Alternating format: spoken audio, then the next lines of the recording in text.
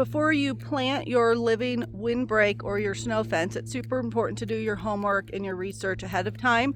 I actually went to my local county soil and conservation office, and they have all the information on how to plant different types of windbreaks, what types of trees and bushes to use.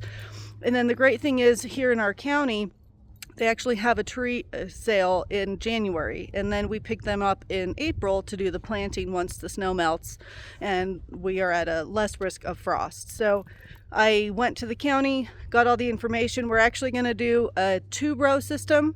And so the first main step is to figure out where you get your weather. So in our area, most of our weather comes from the south, and then we get a lot of weather from the northwest.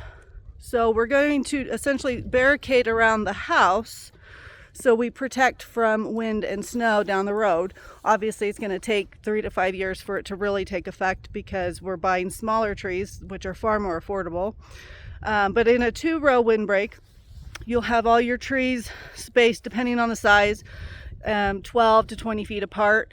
And then in the next row, which is going to be 8 to 10 feet out, your outer perimeter is going to be shrubs or bushes, depending on the size. And so those are going to be planted in between your trees, so that once everything grows in, you're going to have a thorough windbreak, and the trees are going to protect the gaps in between the shrubs and vice versa.